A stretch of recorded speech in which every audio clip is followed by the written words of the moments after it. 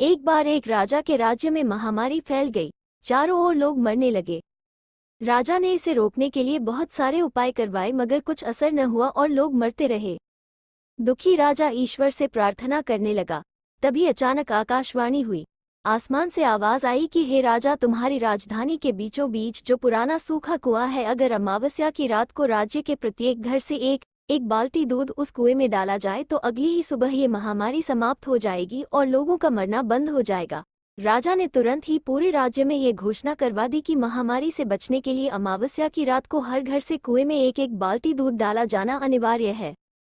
अमावस्या की रात जब लोगों को कुएं में दूध डालना था, उसी रात राज्य में रहने वाली एक चालाक एवं कंजूस बुढ़िया ने सोचा कि सारे लोग तो कुएं में दूध डालेंगे, अगर मैं अकेली एक बाल्टी पानी डाल दूं तो किसी को क्या पता चलेगा। इसी विचार से उस कंजूस बुढ़िया ने रात में चुपचाप एक बाल्टी पानी कुएं में डाल दिया। अगले दिन जब सुबह हुई तो लोग वैसे ही मर रहे थे। कुछ भी नहीं बदला था क्योंकि महामारी समाप्त नहीं हुई थी। राजा ने जब कुएं के पास जाकर इसका कारण जानना चाहा तो उसने देखा कि सारा कुआं पानी से भरा हुआ है। दूध की एक बूंद भी वहां नहीं थी।